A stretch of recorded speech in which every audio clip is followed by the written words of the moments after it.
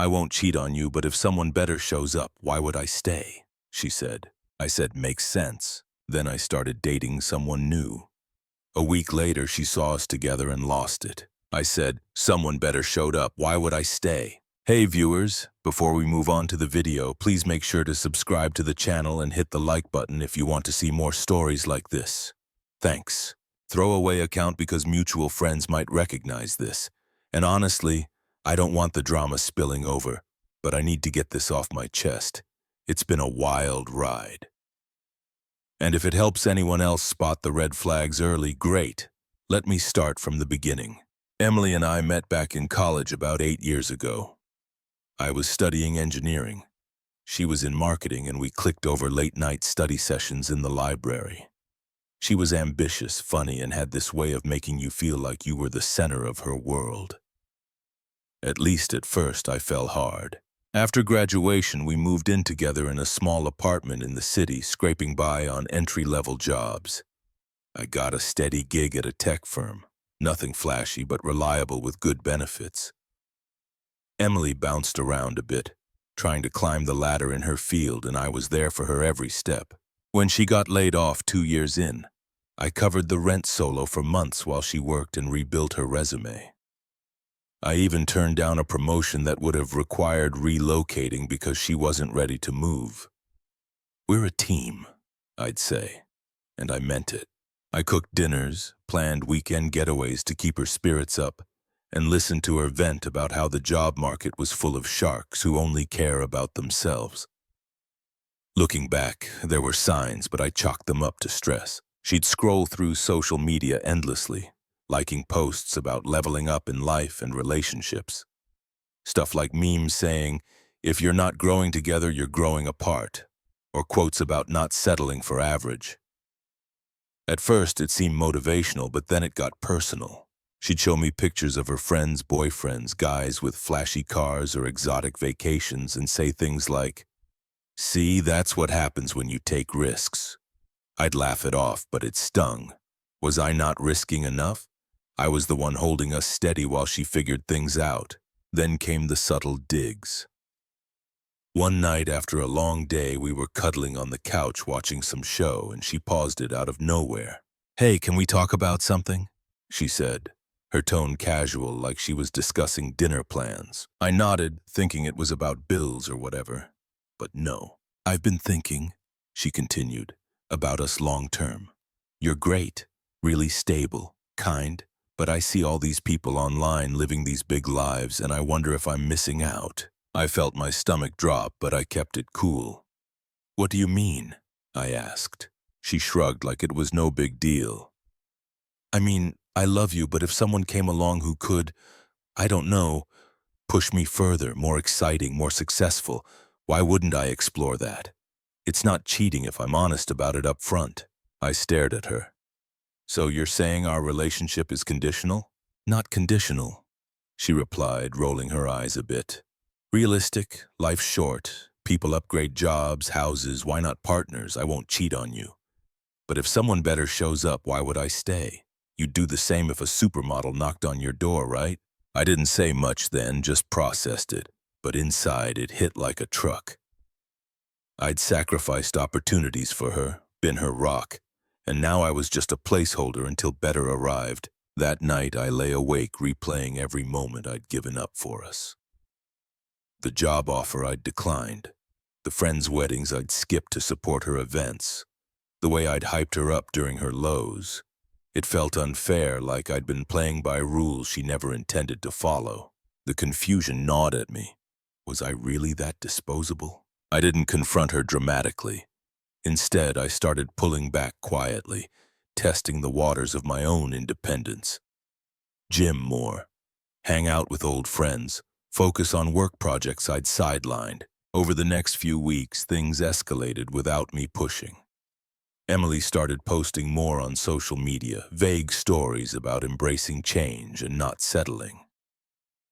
One post was a repost of an article titled "Why Staying in a Safe Relationship Holds You Back," with a caption like "Food for Thought."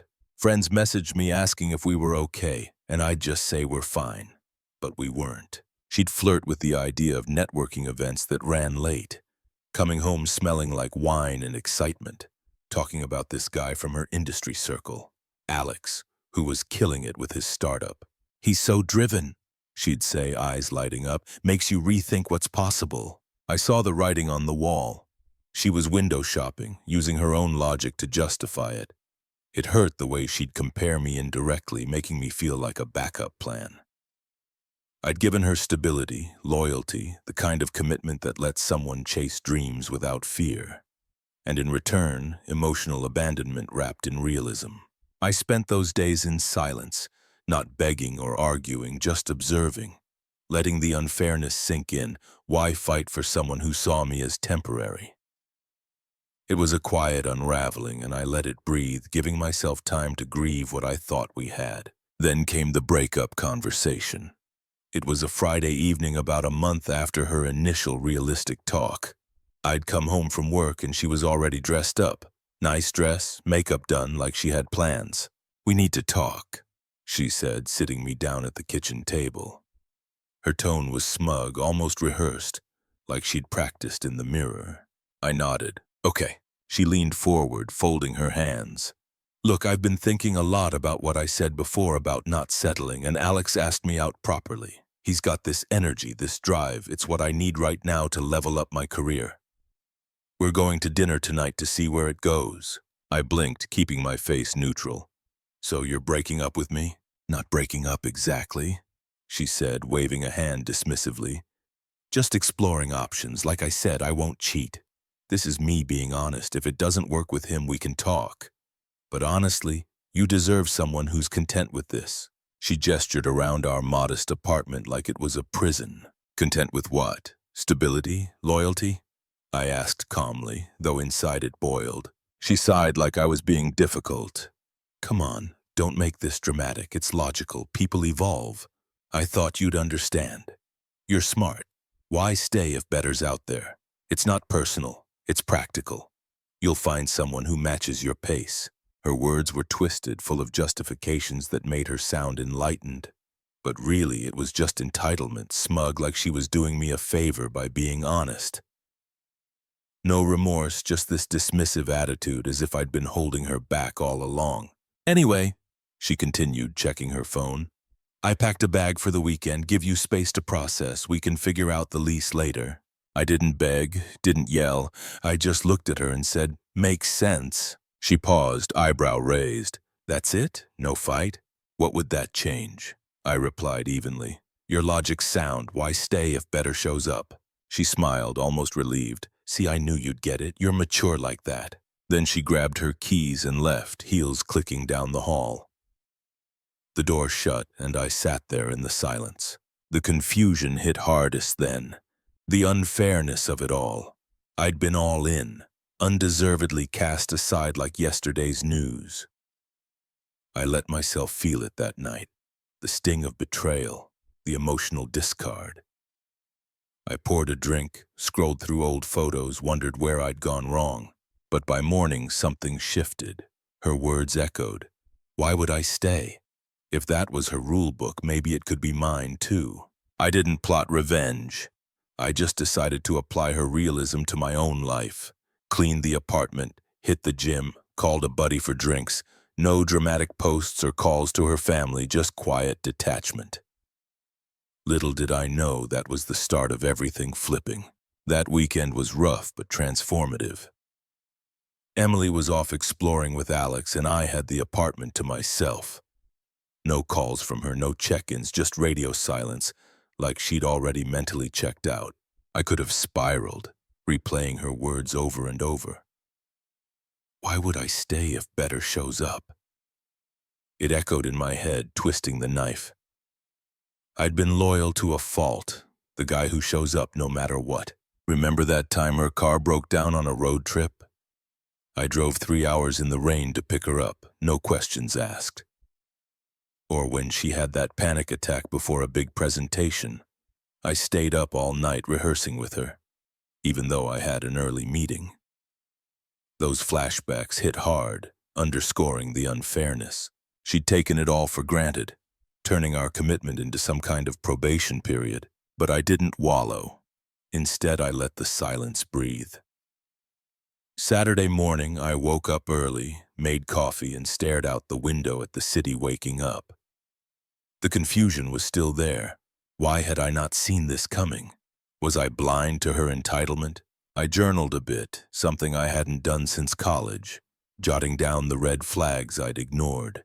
The constant comparisons, the social media shade, the way she'd light up talking about ambitious guys like Alex, while dismissing my steady progress as safe. It felt like emotional abandonment, plain and simple. She'd manipulated the narrative to make her betrayal sound progressive, like she was evolving while I was stagnant. The disrespect burned, but I refused to let it define me. By afternoon, I started detaching practically. Changed the locks, not out of spite, but because... why not? Our lease was month to month anyway. I packed her stuff into boxes, neatly labeled them, and stacked them by the door. No dramatic bonfire or anything, just efficient. Then I hit the gym harder than usual, channeling the hurt into something productive. Sweat it out, clear the mind. That evening, I called my buddy Mike, who I'd neglected during the relationship because Emily always wanted us time. We grabbed beers at a local spot and I spilled the basics. No trash talking, just the facts. She said, "What?" Mike laughed in disbelief. "Dude, that's cold. But you're free now. Let's make plans." The next few days blurred into a routine of self-focus. Work ramped up. I volunteered for a project I'd passed on before, the one with potential for a raise. Evenings were for hobbies, reading books I'd shelved, tinkering with that app idea I'd had forever. I felt the shift internally, from vulnerable and questioning my worth to a quiet clarity. Her logic wasn't wrong, it was just hypocritical. If relationships were upgradable, why was I stuck mourning? By midweek, I was scrolling dating apps casually, not desperate, but open.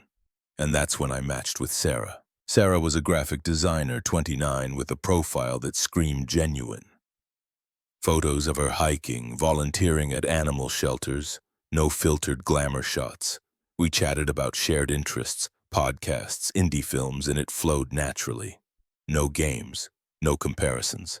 She suggested coffee that Friday, a week after Emily left. Why not?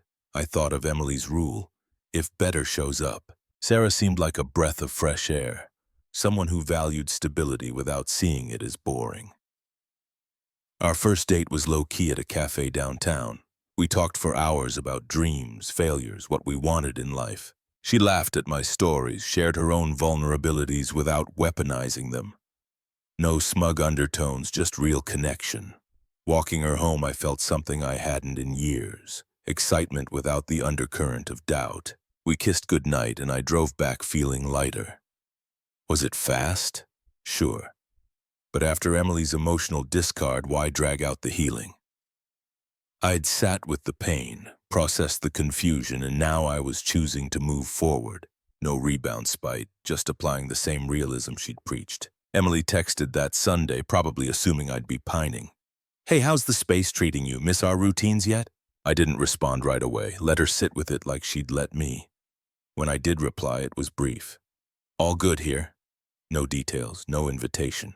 She followed up with, "We should talk about the apartment soon." I ignored it. The detachment was complete.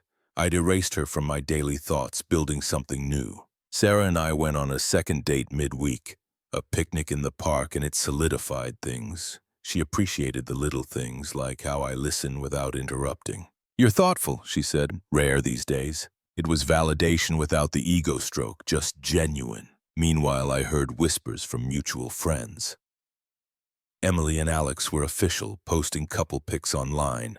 Dinners, weekend getaways. It should have hurt, but it didn't. I'd evolved past that. The unfairness lingered in quiet moments, but it fueled my growth, not resentment. I blocked her on social subtly, unfollowed shared circles that might feed drama. Life was mine again, and it felt earned. Of course, karma doesn't wait long. About 3 weeks after the breakup, cracks started showing in Emily's perfect upgrade. I got the scoop piecemeal from mutuals who weren't buying her narrative anymore. Turns out Alex wasn't the driven entrepreneur she'd hyped. He was unstable, bouncing between gigs, living off charm and connections. Friends said he'd used her for intros at networking events, then started flaking. One night at a party she dragged him to, he got drunk and flirted with her coworker right in front of her. She confronted him and he laughed it off. "Babe, relax, it's just networking." It escalated fast. Alex had a temper, apparently.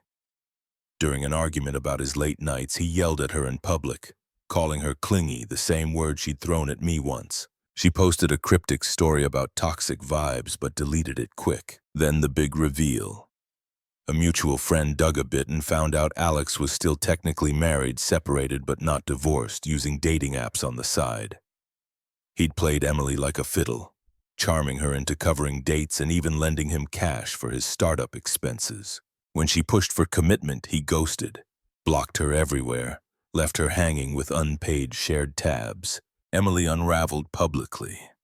Her social media went dark for days, then flooded with self-help quotes about learning from mistakes. But the damage was done. Friends who'd cheered her glow up started distancing. Turns out a few knew about Alex's rep and had warned her privately, but she ignored them. At work, the distraction cost her. She botched a big client pitch, got reprimanded, and rumors spread about her personal drama affecting performance. Isolation set in. Her once vibrant circle shrank as people sided with the truth. They'd seen how she'd treated me, the loyal guy, as disposable. I didn't gloat, didn't seek it out. But when a friend forwarded her frantic group chat message, "Has anyone heard from him? I think I messed up big time," it confirmed the justice. She discarded me cruelly, and now she was tasting her own medicine. Abandoned, humiliated, irrelevant in the big life she'd chased. It felt ironic, earned, like the universe balancing the scales after I'd endured the silence and unfairness. The unraveling didn't stop at her professional slip-ups.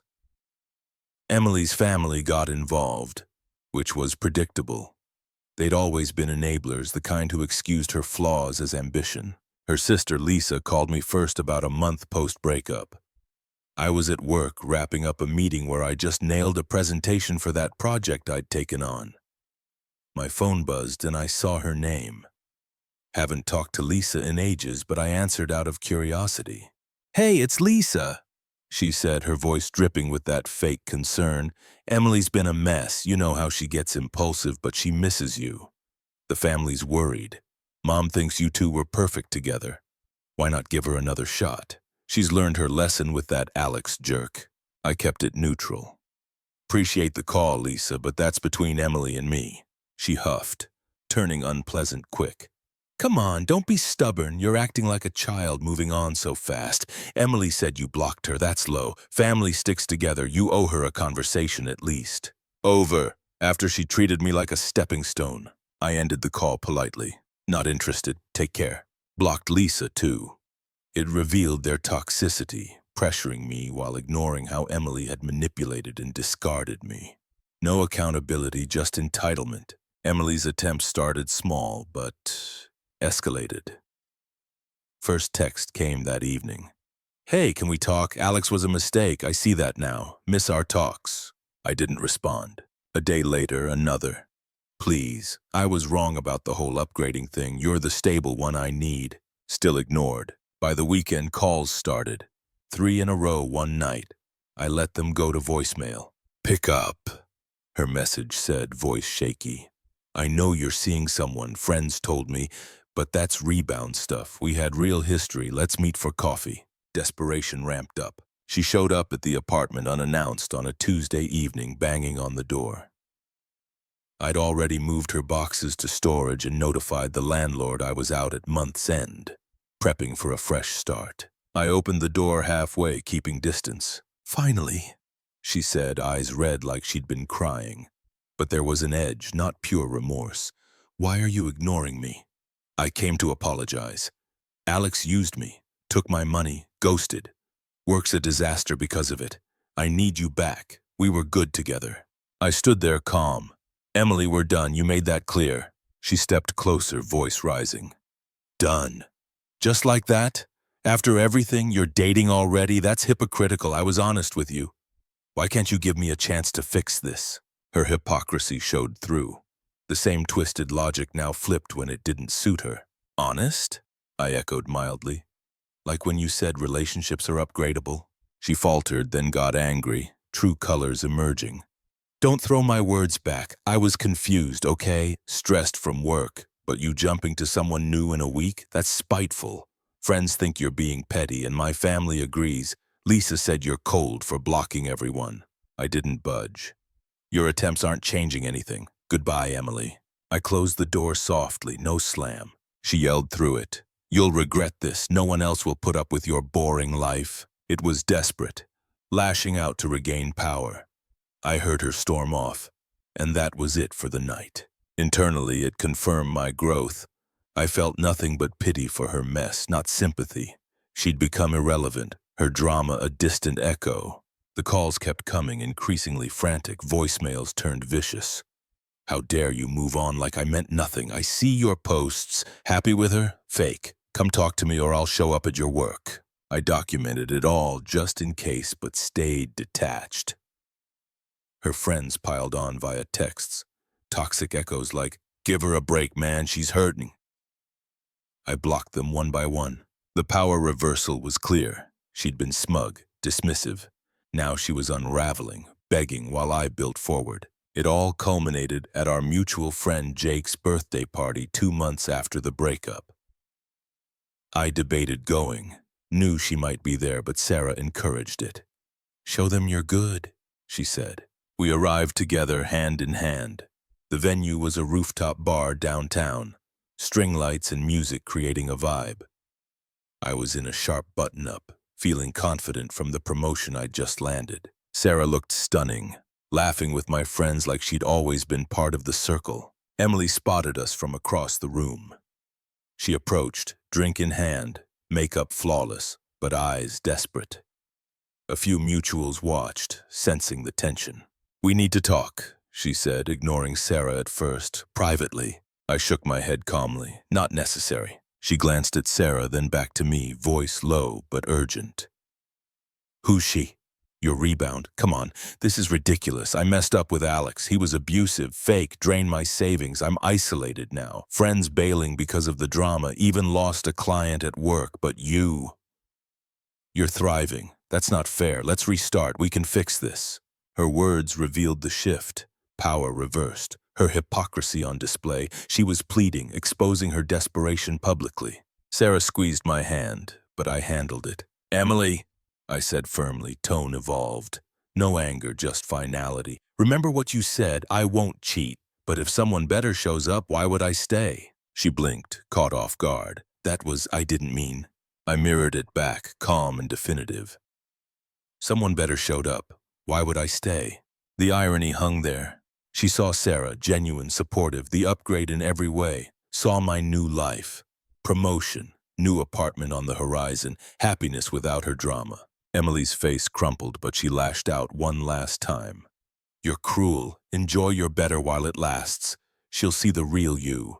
I didn't engage. My growth doesn't include you anymore. You're irrelevant to my happiness now. I turned to Sarah. Let's grab a drink. We walked away, her protests fading into the crowd. Mutual friends nodded approvingly. A few even apologized later for defending her initially. The visual reversal was stark, me thriving. Her desperate and alone in the same space where she'd once flaunted her upgrade. That was the end. Blocked her everywhere. No more contact. Last I heard through the grapevine, she's still spiraling. Switched jobs, but the reputation followed. Me, Sarah, and I are solid, planning a trip next month. I've built a life where betrayal is just a lesson, not a scar. If you're reading this and it sounds familiar, remember their rules apply to you too. Walk away with dignity and watch the justice unfold. Thanks for watching. Make sure to subscribe to the channel and hit the like button. What do you think about this story? Share it in the comments.